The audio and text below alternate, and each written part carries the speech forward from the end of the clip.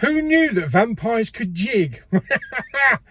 Sinners, directed by Ryan Coogler. Let's have a little chat about it.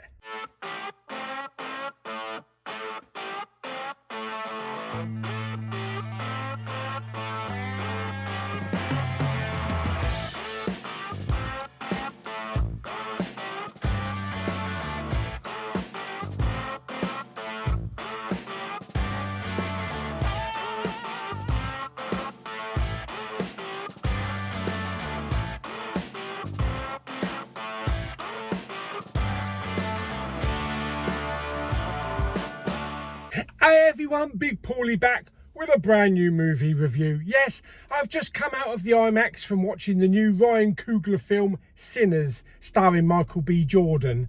Now, Ryan Coogler and Michael B. Jordan are kind of like the Spielberg and John Williams. You know, they've been in so much together, they've done so much together. They've done Creed, they've done Black Panther, Fruitvale Station, I think, was one of the older ones. So they have a good combination. They have a good connection. And I gotta say, coming out of this film, I feel different coming out of it than I did going in, because I knew basically what the film was about, but it threw a whole new surprise to the film.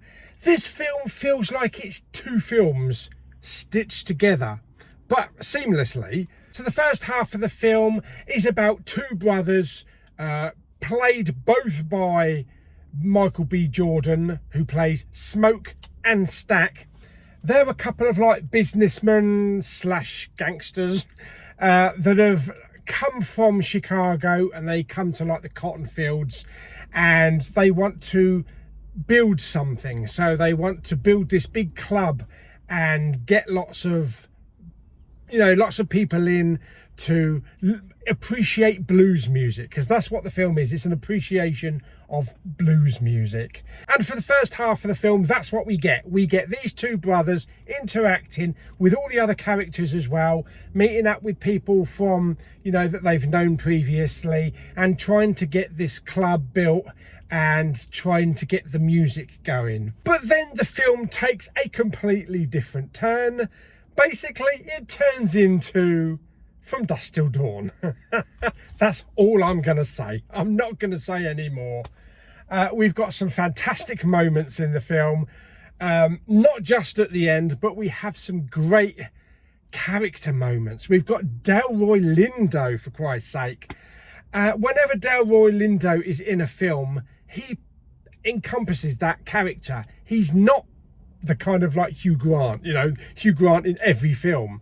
He just grabs hold of that character and makes it his own, and he was fantastic in this film.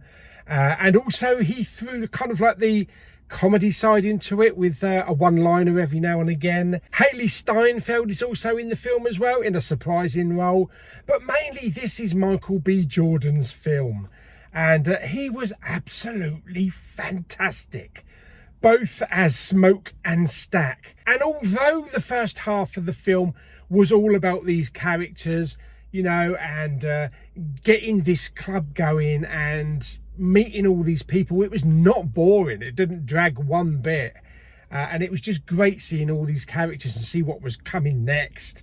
But of course, the end of the film, like the last half of the film, just kicked it up to like 11. And there were some fantastic scenes. There were some other surprising characters that just, did they fit right? They're kind of like a little bit different from what we know from lore. But yeah, I thought it was a really good film. I've got to say, the ending of the film was a little bit unique, because when you think the film is ending and the credits start to go up, they throw a few more scenes in there. But then a few more scenes, then you've got a whole massive scene, which is the end of the film. So if you went out when the credits started to go up, you've basically missed the entire end of the film.